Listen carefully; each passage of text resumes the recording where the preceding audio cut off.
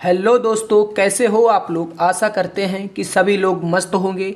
आज हम आपके लिए लेकर आए हैं 10th class unsolved paper number 1। ये जो अनसॉल्व्ड पेपर है ये हमारा मास्टरमाइंड में आया हुआ है, जिसमें हमारे 6 आदर्श प्रश्न पत्र दिए हैं।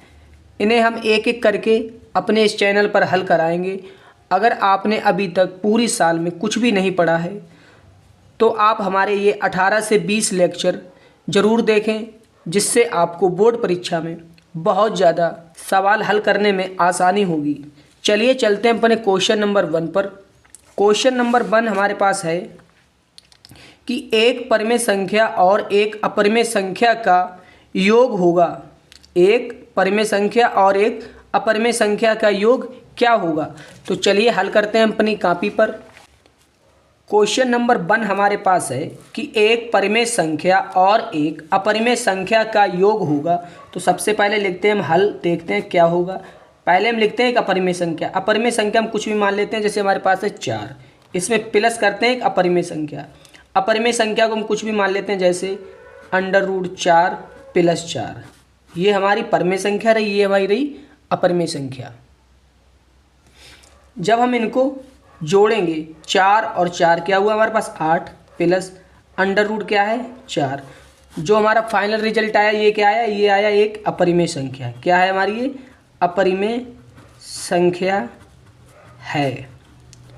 क्वेश्चन नंबर 2 हमारे पास है कि संख्या 156 का अभाज्य गुणनखंड होगा। तो सबसे पहले लिखते हैं हम आंसर और इसके अभाज्य गुणनखंड कर लेते हैं। लिखते हैं 156 के 2 से काटा, 2 सत्ते 14, 1 बचा, 2 अट्ठे 16, फिर 2 से काटा तो 2 तिया 6, 1 बचा, 2 नीम 18। अब इसे काटते हैं 3 से, तो 3 कम 3, 3 तिया 9 और 13। जैसा कि आपको पता ही है एक अभाज्य संख्या है, ये सिर्फ 13 से ही कटेगी। कट गया। ये हमारे जो गुणनखंड आए इसे हम लिखते हैं ऐसे करके 2 × 2 × 3 × 13। जिसका हमारे पास जोड़ा बन रहा है उसे हम लिखेंगे 2 की घात 2, यानी कि इसे हम लिख सकते हैं 2 की घात 2 × 3 × 13। ये हमारा आया फाइनल आंसर। क्वेश्चन नंबर 3 हमारे पास है 3x + 5y बटे 3x - 5y बराबर 7/3 हो तो x अनुपात y का मान ज्ञात कीजिए। वैसे तो इसमें योगांतर विधि लगेगी जो बहुत लंबी है। साधारण भाषा में मैं आपको सिर्फ इसे करके बता देता हूँ। यहाँ पर लिखते हैं answer x + 5y + 3x - 5y बटे 3x - 5y 3x + 5y - 3x - 5y बराबर 5 + 7 + 3 बटे 7 - 3। इसे हम आगे हल करते हैं। 3 और 3 हमारे पास हुए 6x बटे 5 से 5 कैंसिल। ये हमारे पास 3 से 3 कैंसिल। ये प्लस के 5 और ये माइनस का गुणा करेंगे तो ये भी प्लस के, ये प्लस क्या हुआ 10 y प्लस के 7 और 3 10, 7 में से 3 गए बचे 4। x और y को अगर हम ही छोड़ें बराबर लिखते हैं 10/4 गुणा, ये हमारे 10 काय के भाग में, ऊपर इधर आएंगे गुणा में। 6 हमारे काय के गुणा के, इधर आएंगे भाग में। तो x/y बराबर, इसे हम गुणा करते हैं 10 × 100 बटे 4 × 6। इससे काटते हैं इसे, 4 का पहाड़ा 100 में कै बार गया 25 बार। तो x/y बराबर हमारे पास क्या आया 25/6, या इसे हम ऐसे भी लिख सकते हैं कि 25:6, जो कि हमारा फाइनल आंसर होगा। क्वेश्चन नंबर 4 हमारे पास है कि समीकरण 3x² - 2x + 1/3 का विभक्त कर होगा। सबसे पहले लिखते हैं हम आंसर, इसकी पहले हम तुलना कराते हैं। लिखते हैं a बराबर 3, b बराबर -2 और c बराबर हमारे पास है 1/3। विभक्त कर का सूत्र होता है हमारा b² - 4ac। b बराबर हमारे क्या है -2, लिख देते हैं स्क्वायर -4। a बराबर हमारे पास क्या है 3, c बराबर हमारे पास क्या है 1/3। ये देखिए हमारा इससे इस 3 से इस 3 को हम काट भी सकते हैं। आगे करते हैं, -2 का वर्ग कितना होगा 4, -4 का गुणा कराएंगे 1 में, 4 एकम 4, 4 में से 4 का क्या बचा है 0, जो कि हमारा फाइनल आंसर है।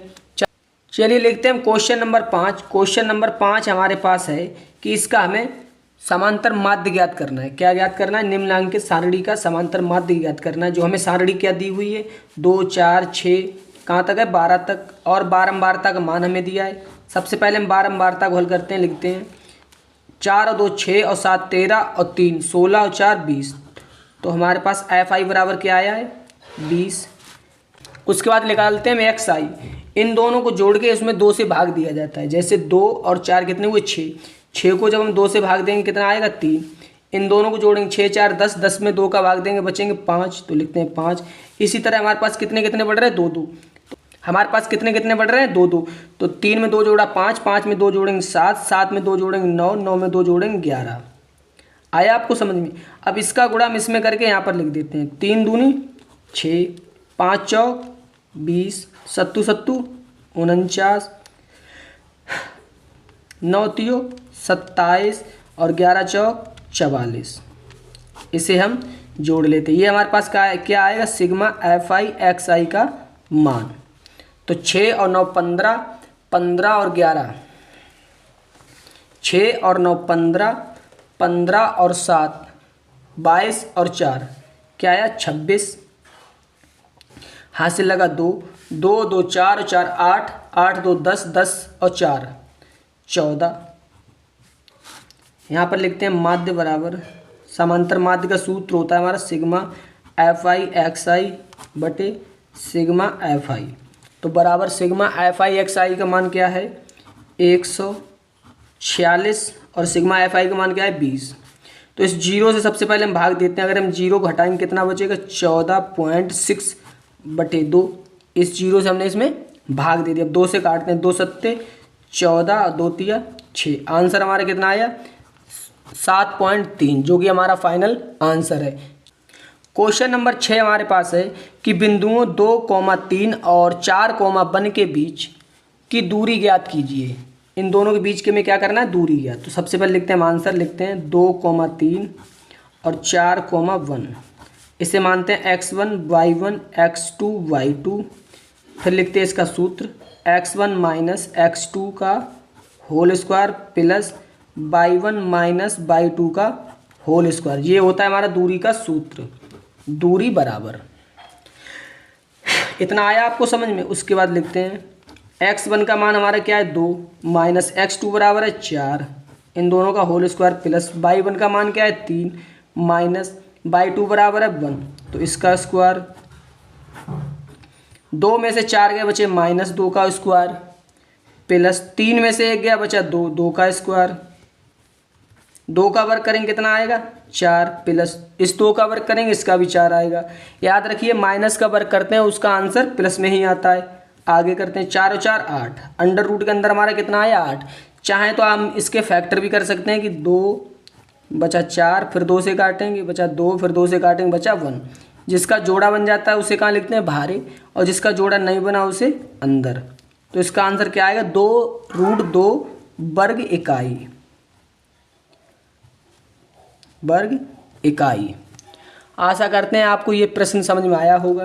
क्वेश्चन नंबर 8 हमारे पास है कि यदि द्विघात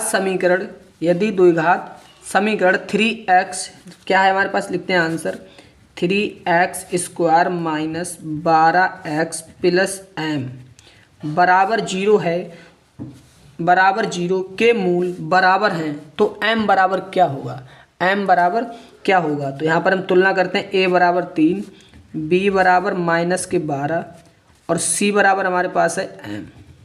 मूल बराबर है, इसका मतलब है b² माइनस 4ac बराबर है किसके 0 के। b बराबर है हमारे पास -15 का वर्ग माइनस 4, a बराबर है हमारे पास 3 और c बराबर हमारे पास है m। तो -12 का वर्ग हमारे पास क्या होगा 144 माइनस 12 बारियों 4 12 m 144 इसे हम बराबर के उस तरफ भेजेंगे तो ये हो जाएंगे प्लस के 12 m। तो 12 कम 12, 12 बारियम 144। तो 12 बराबर क्या आया m, या आप ये भी कह सकते हैं कि m बराबर क्या आया 12। क्वेश्चन नंबर 9 हमारे पास है कि 15 और 25 का HCF अगर 5 है तो उसका LCM क्या होगा। इसे हम दो तरीके से भी कर सकते हैं। पहला तो बहुत ही सरल है, इसका हमें LCM पूछा है तो यहाँ पर लिखते हैं LCM बराबर, इसे अगर चाहें तो हम ऐसे भी कर सकते हैं 15 25, इसे काटते हैं 3 से, 3 पंजे 15, ये नहीं कटा इसे वैसे ही, फिर इसे काटते हैं 5 से, 5 एकम 5 और पचम 25, फिर इसे हम 5 से काट सकते हैं, ये तो पहले से कटा है 5 एकम 5, इसका गुणा कराते हैं 3 पंजे 15 और 15 का गुणा कराते हैं इस 5 में, तो 15 पना 75, जो कि हमारा फाइनल आंसर होगा। आप चाहें तो इस सवाल को दूसरी विधि से भी कर सकते हैं, जो इसका प्रॉपर सूत्र होता है। सूत्र हमारे पास है, यहाँ पर लिखते हैं टाइप सेकंड। सूत्र हमारा होता है पहली संख्या गुणे दूसरी संख्या बराबर मासा गुणे लासा। पहली संख्या हमारे पास है 15, लिखते हैं 15 गुणे दूसरी संख्या हमारे पास है 25 बराबर मासा हमें दिया है कितना, HCF होता है मासा, मासा कितना हमारा 5 गुणे लासा हमसे पूछा है, यहाँ पर लिखते हैं बराबर, ये हमारा 5 कायम है गुणा में, गुणे से इधर आएगा कायम जाएगा भाग में, तो लिखते हैं 25 गुणे 15 बटे कितना है 5 बराबर क्या है हमारा लासा। तो इस 5 से काटा 5 पचम 25, इस 15 का इस 5 में गुणा कराएंगे, 15 पना 75 क्या आया हमारा 75, और इधर क्या आया हमारा लासा। चाहे तो आप ऐसे भी निकाल सकते हैं कि LCM बराबर हमारा क्या आया 75। आपको जो विधि पसंद आए आप उस विधि से इसे निकाल सकते हैं। चलिए चलते हैं अपने क्वेश्चन नंबर 10 पर, देखते हैं अपना क्वेश्चन नंबर 10। क्वेश्चन नंबर 10 हमारे पास है कि AP 3, 1, -1, -2 डैश डैश डैश के लिए सारवंतर होगा। यहाँ लिखते हैं आंसर। सारवंतर का सूत्र होता है D बराबर, सारवंतर का हमारा सूत्र होता है D बराबर A2 - A1, मतलब दूसरे पद में से पहला वाला अगर हम पद घटा देंगे तो हमारा सारवंतर हमें प्राप्त हो जाएगा। लिखते हैं D बराबर A2 का मान है हमारे पास 1, लिखते हैं 1 माइनस A1 का मान है हमारे पास 3, लिखते हैं 3, तो D बराबर 1 में से अगर 3 जाएगा तो बचेगा -2, जो कि हमारा फाइनल आंसर है। क्वेश्चन नंबर 11 है कि निम्नलिखित सारणी का माध्यक वर्ग होगा। माध्यक वर्ग होगा, याद रखिए इसे हल नहीं करना है, इसने सिर्फ पूछा है कि इसका माध्यक वर्ग कौन सा होगा। तो इस लाइन में देखिए आप, सबसे ज़्यादा संख्या कौन सी है, सबसे ज़्यादा हमारे पास क्या है 10, तो यही इसका क्या होगा माध्यक वर्ग होगा।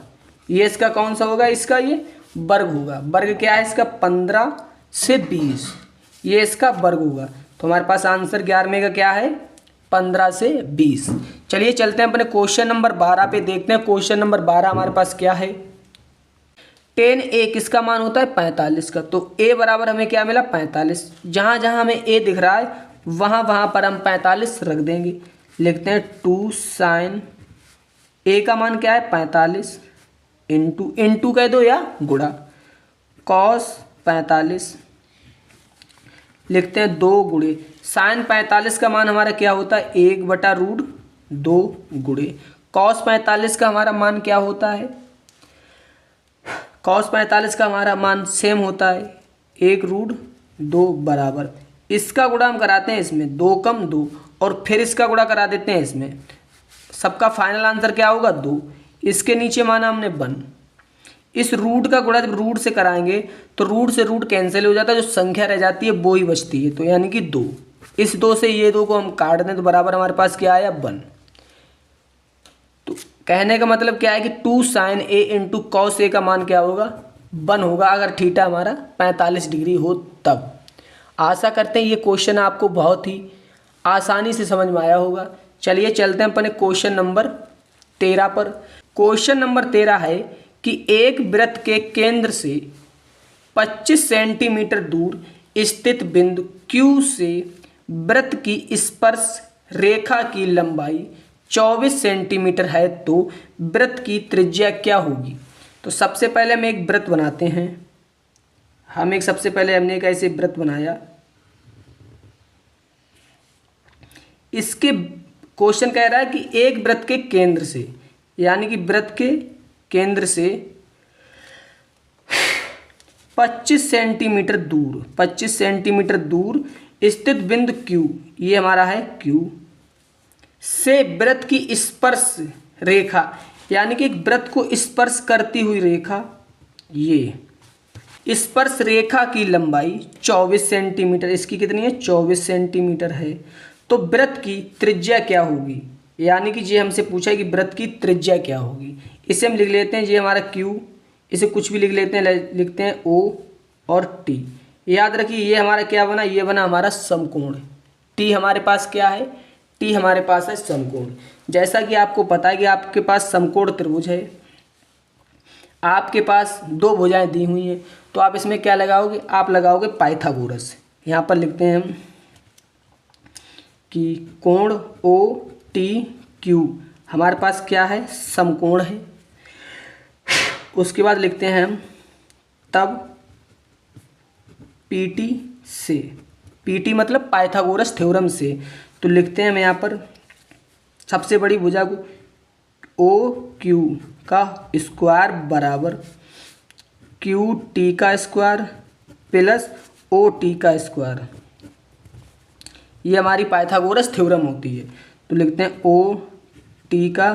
OQ का स्क्वायर बराबर QT हमारे पास क्या है, Q और T, QT बराबर हमारे पास है 25, वो 24, लिखते हैं 24 का स्क्वायर प्लस OT हमसे पूछा ही है, तो इसे मैं x मान लेता हूँ थोड़ी देर के लिए।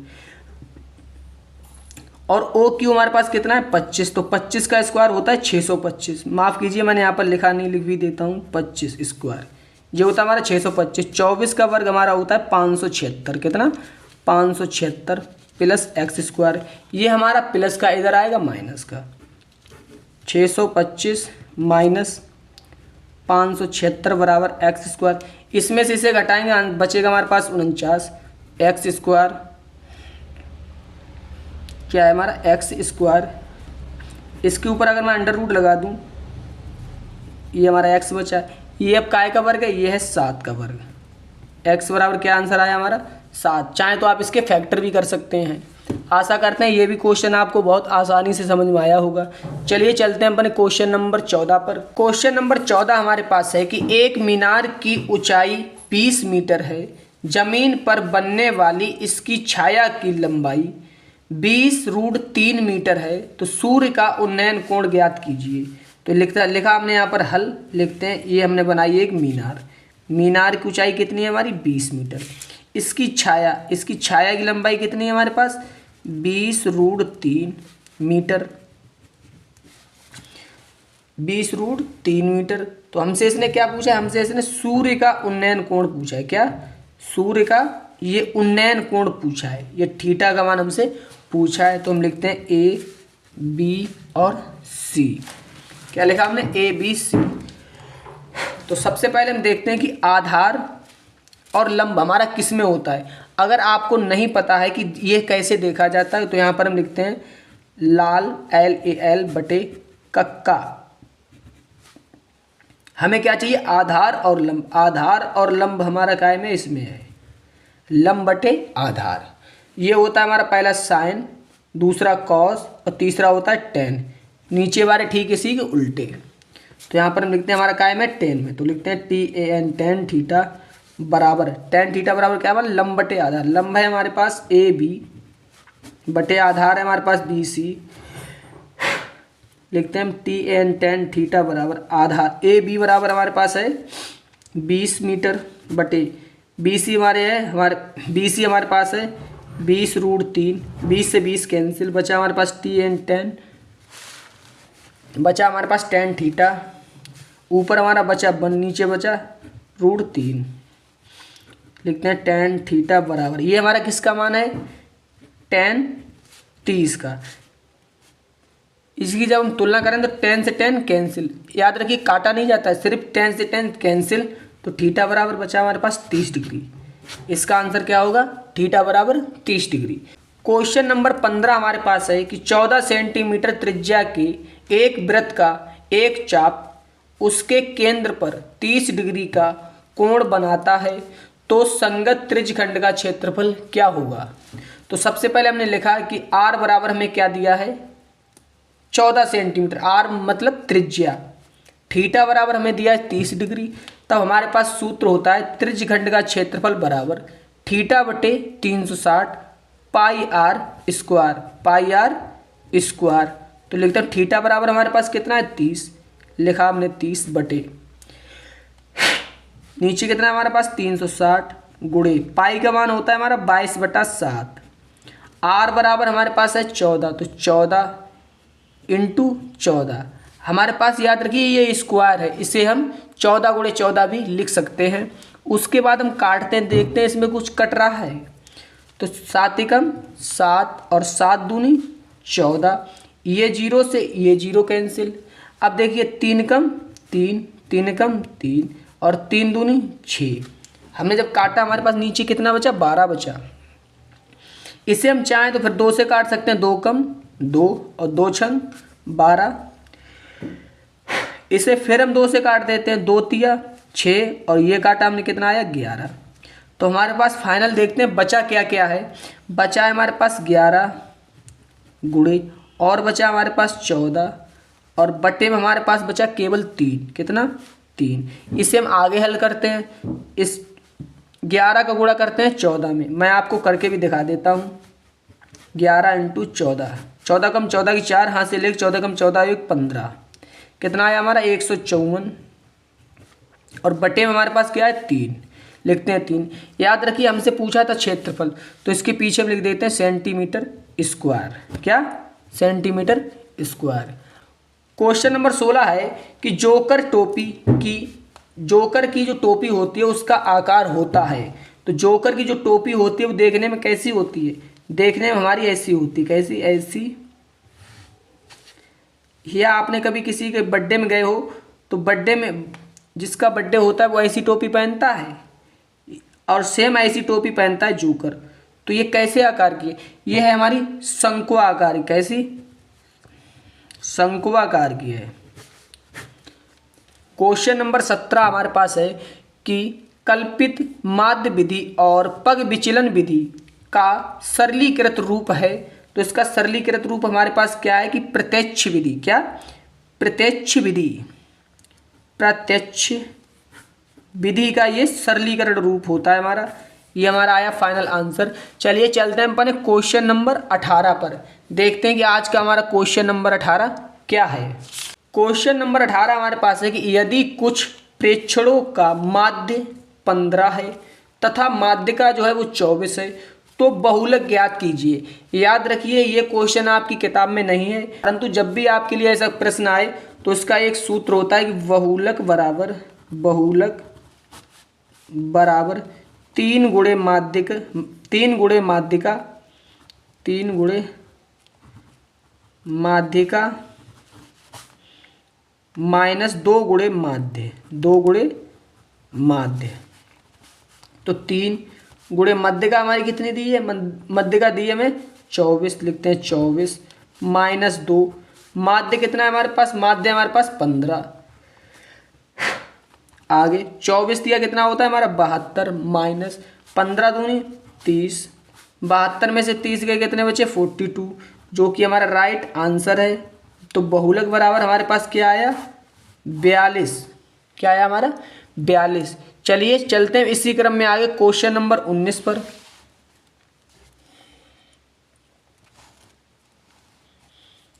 क्वेश्चन नंबर 19 हमारे पास है, जब एक पासे को एक बार फेंका जाता है तो एक सम संख्या प्राप्त होने की प्रायिकता होगी। तो सबसे पहले आपको पता होना चाहिए कि जैसे आपने लूडो का वो पासा देखा है उसमें कितने अंक होते हैं 1 2 3 4 5 और 6। हमसे क्या पूछा है कि सम संख्या प्राप्त होने की प्रायिकता। तो इसमें सम संख्या हमारे पास कितनी है 1 2 और 3। प्रायिकता का सूत्र आप याद रखिए कि प्रायिकता बराबर होता है, प्रायिकता बराबर होता है हमारे पास संभव परिणाम बटे कुल परिणाम। तो संभव परिणाम हमारे कितने हैं कि हमारे पास सम संख्या कितनी, 1 2 3, तो लिखते हैं 3 बटे कुल कितने हमारे पास 1 2 3 4 5 6, तो 6, 3 एकम 3, 3 दूनी 6। आंसर क्या आया हमारे पास 1/2, जो कि हमारा राइट आंसर है। चलिए चलते हैं आज के अपने लास्ट क्वेश्चन नंबर 20 पर, देखते हैं कि क्वेश्चन नंबर 20 हमारे पास क्या है। क्वेश्चन नंबर 20 हमारे पास है कि अच्छी प्रकार से फेंटे हुए ताश के 52 पत्तों में से एक पत्ते को यदृच्छया निकालने पर पत्ते के रानी होने की प्रायिकता होगी। यहाँ पर लिखते हैं आंसर। जैसा कि आपको नहीं पता होगा कि गड्डी में कुल 4 रानी होती हैं। रानी मतलब बेगम। जिस पत्ते पर क्यू बना होता है उसे हम क्या कहते हैं, उसे कहते हैं रानी।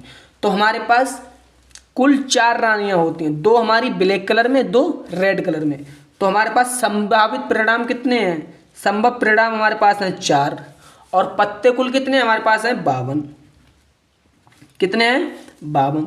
तो 4 एकम 4 और 4 एकम 4, 4 तियो 12। तो आंसर हमारा क्या आया 1/13, जो कि हमारा राइट आंसर है।